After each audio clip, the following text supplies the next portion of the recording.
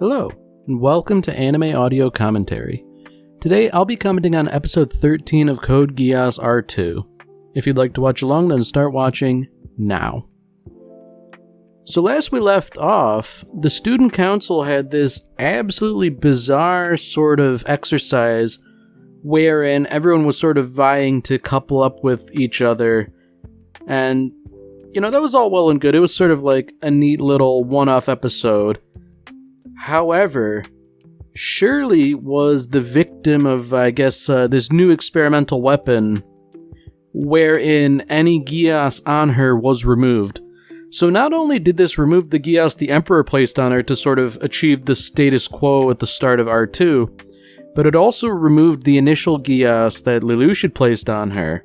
So Shirley's sort of in this horrible space where she is now aware of all the lies she's been made to believe, and this is clearly a dream sequence or a hallucination or something, but I think it's a fairly good representation of how she's feeling, because her world is in essence crumbling right under her feet, and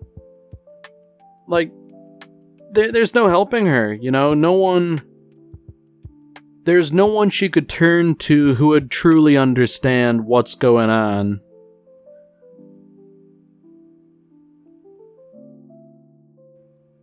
Alright, yeah, confirmation it was a dream, I guess. That's nice, I suppose, but I feel like reality is scarcely better for her. Now the question is, what is she gonna do with this newfound knowledge?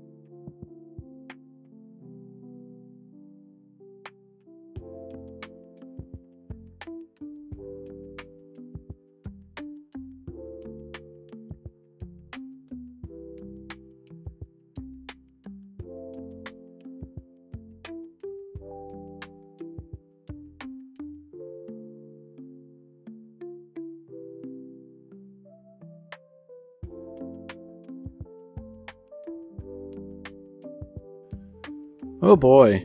So with the title like The Assassin from the Past, it seems to me that Shirley is likely to get involved with Lelouch and his goings-on, and probably not to his benefit. Even without that, things are still, a little less than good. Lelouch is working on fomenting trouble in the Chinese Federation, but I guess I don't know if that's totally a winning strategy, just because I feel like it's, there's a practical reason for it. You get another enemy off your back, but at the same time, I feel like the real enemy is the Britannian Empire. Maybe Lelouch should be focusing his efforts on them. And now that I think about it, that's another shoe that is yet to drop, Lelouch interacting with Rollo. Because we know how Lelouch really feels. He really doesn't like Rollo or anything like that. He's just sort of waiting for the opportune time to let him twist in the wind. And once again, I do find it very funny that as poor Shirley is wondering about the world she lives in, there's a little Pizza Hut ad. It's like the former student council president's a weather reporter on TV. None only is the governor general. I'm being advertised Pizza Hut on the train. Nothing about my life makes sense anymore. And, the poor girl, like, from her perspective, truly nothing does make sense, because, knowing what she now does know, like, Nunnally was, like, a friend and classmate. And I'm wondering, she was afraid of Suzaku just now. Like, I'm wondering if that's just because, like, everything is how it is, but I don't recall her knowing anything about him other than what was public. Now, it is rather unfortunate for Shirley that Lelouch has decided to show up in public. Ooh. That's a little interesting info right there. So apparently Rolo was dispatched by the cult in order to, do what he's doing in his current assignment. So that gives a little bit of information about some of the goings-on. Alright, so Jeremiah, this is interesting. He's looking for Lelouch, and this is, enough to warrant suspicion, but for Villetta, I don't know if she'd want to see the guy, because, like, clearly he is unwell, but they were presumably superior and subordinate, so, I don't know, things are about to get a little hazy. And I guess the interesting thing is that Jeremiah, like, we don't know the full extent of what's been done to him, but, he's clearly willing to kill.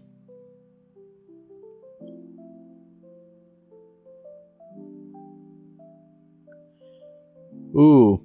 So now we're checking in with Cornelia again. She's popped up every now and again, but not for very long, and it seems like she's really delving into the cult. And I guess she's sort of starting to get some answers, but I feel like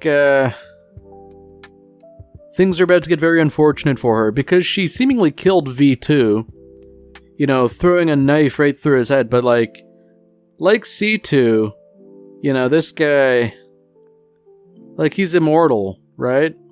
We've seen C2 get shot in the head and be fine with it.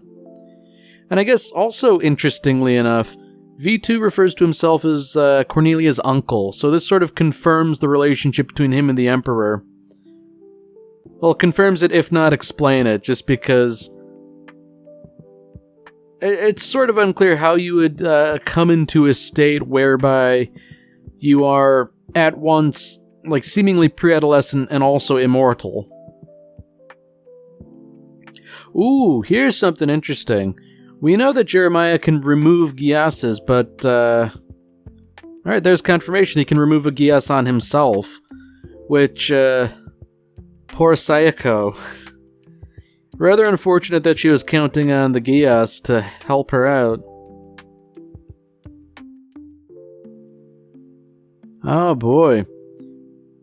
So however the cult came up with this anti-Geass, it is, certainly potent, because I would feel like if you're sort of in a bubble of stopped time, you can't really do anything, but, ooh. So Valletta's trying to play both sides, I guess, because, she did sort of side with Lelouch pragmatically because of Ogi and all that, but now she's begging Jeremiah to help her out because, she's unwillingly siding with Lelouch. So I think it's pretty clear that she really can't be trusted, and I don't think she ever really could be trusted at all, except when she was an amnesiac, and even then only slightly. But man, it's unfortunate for Lelouch that he's gonna come home to a bunch of traitors and stuff.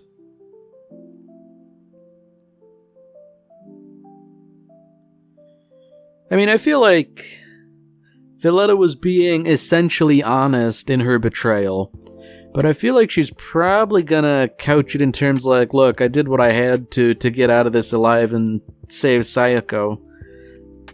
And, I say save, she's being patched up, but that's no guarantee she's gonna live. Like, I don't know, being slashed up by a bladed weapon, like, there's this sort of interesting dynamic with bladed weapons where the sharper they are and the cleaner they cut, the harder it is to patch up.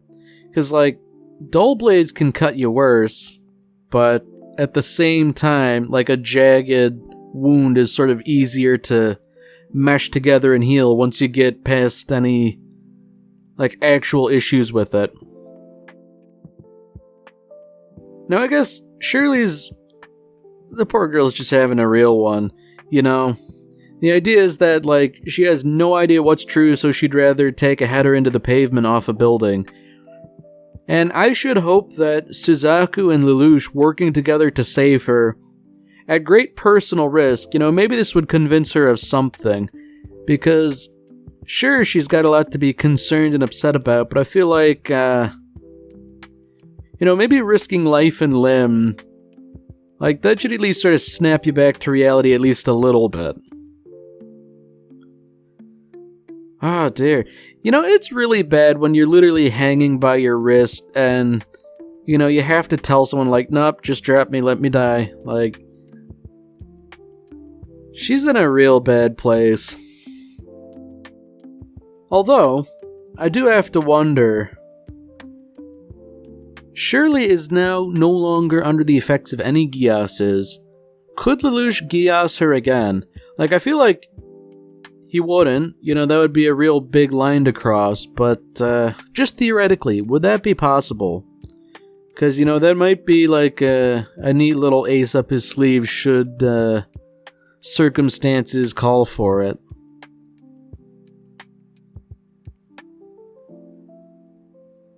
Ooh. So I feel like, in many ways, this scene here is sort of emblematic of things, where Lelouch acted first, but Suzaku sort of backed him up and saved him. And I don't know, I get the feeling that maybe this is, I almost want to call it a spoiler, but maybe more foreshadowing than anything else. I don't know. I get the feeling that that was more important than just saving Shirley's life. Now, I do have to wonder, Jeremiah was under a Geass as well, so has that gone away? Like, the Geass was like a one-time, highly situational thing, so it's not like the one on Suzaku where, like, anytime he's about to die, it sort of kicks in and bids him to live. But assuming Jeremiah couldn't just undo the Geass, would he be susceptible to one again? I don't know. There are a couple, like, little mechanics here that I would like to see explored a little bit. And Code Geass has generally been pretty good about every time I've wondered about something, they've sort of answered it. You know, not as if they're catering to me, but just by happenstance. So I kind of would like to see some more exploration. Now, it's very interesting that Jeremiah is also bulletproof. You know, like, whatever modifications have been done to him, they've got to be rather extreme to render a person bulletproof and, you know, fairly normal looking. Man, I get the feeling we're probably never gonna learn about what exactly was done to him. Probably for the best. But, man, to think that this was just like, you know, a guy of somewhat noble bearing who fell on hard times, now he's this sort of Terminator-esque monster.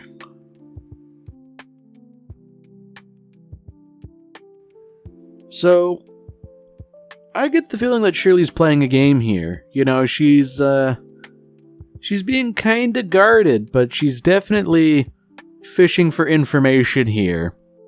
You know, because, like, she has her own memories, but, like, you know, really, how can you trust anything at this point?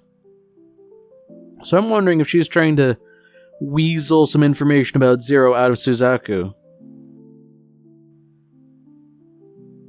Or maybe she's trying to hint that she remembers things, because it's interesting that she says, like, nothing is unforgivable, even though at the start of the episode she was sort of, I guess, pretty clear about not forgiving Lelouch.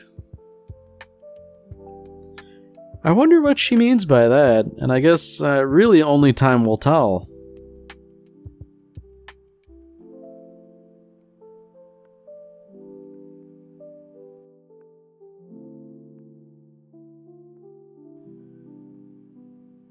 Alright, so I guess the ongoing issues with Zero are percolating to the other Black Knights. You know, it's interesting that they're over in the Chinese Federation handling, you know, diplomacy and stuff like that, but I feel like maybe it would be a good idea to have some of them on site just in case things hit the fan like they currently seem to be. I mean, I guess there is Rollo and Villetta, but, you know, if those are the people you're trusting and relying upon, you know, it's not exactly great.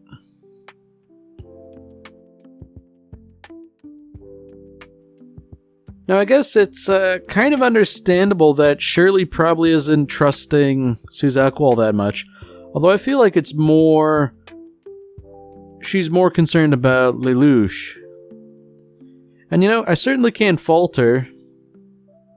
Not morally, anyways. You know, maybe her timing is a little suspect because there is seemingly a terrorist attack ongoing. You know, maybe discretion is the better part of valor, you know? Because, like... well, I guess she can't know that, like, a gun wouldn't do anything against this guy.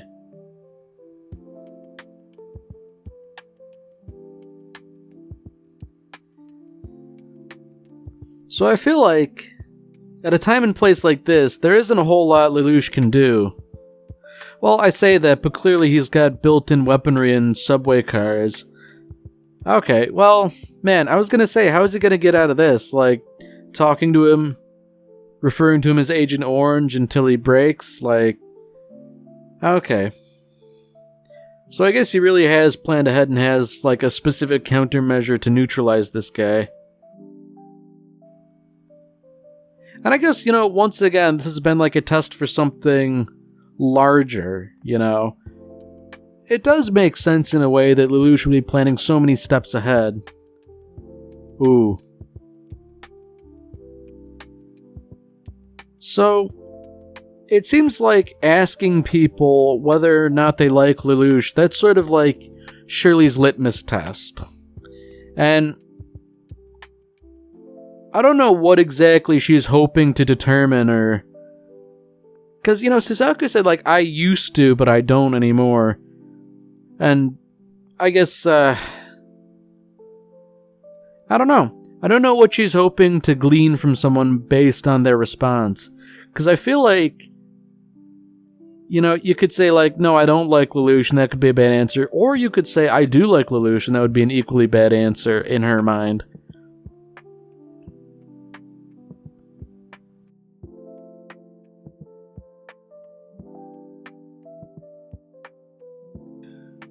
So it's interesting that Lelouch is sort of spilling the beans about his past. Ooh.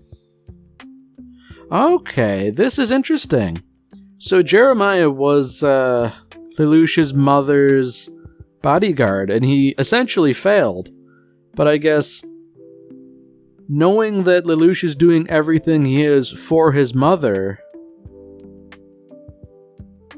ooh. Okay, so he really is Agent Orange all along. You know, he doesn't hate Lelouch. He wants to, you know, aid him in some way. Okay. Wow. This is a remarkable twist. Because, you know, I guess I had assumed that Jeremiah would really have a bone to pick with Lelouch, but, you know, knowing that he saw the death of Lelouch's mother and, you know, understandably feels horrible about it, and he now realizes that Lelouch is motivated in the same way, then, you know, I guess it just so happens that, their goals align.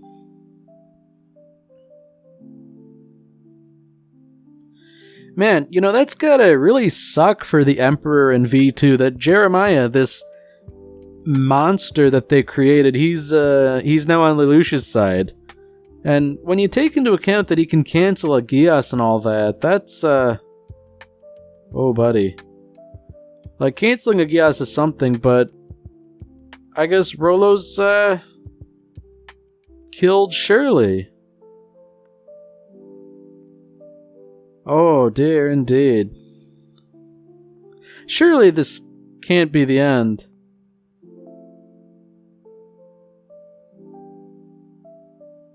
Ah, man, this is a real kick in the teeth for Shirley to, remember everything and then to be shot and killed.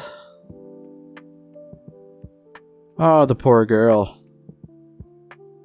And I guess, man, this sort of speaks poorly to Lelouch's decision-making ability for keeping Rolo around, because, who else could it have been, really? Oh, dear. So I guess she's just spilling out everything, like she really is dying. Like, look, I know you're responsible for killing my father, but I forgive you for all of that. Man. So I feel like, what can a Geass do at this point? Like, commanding her to live? Like, ah, man. So I guess the question is, if her death is imminent, then, what now? Lelouch is going to have to exact revenge, right? Like, he already made it pretty clear that he's going to leave Rolo to twist in the wind, but I feel like that's too good for him at this point.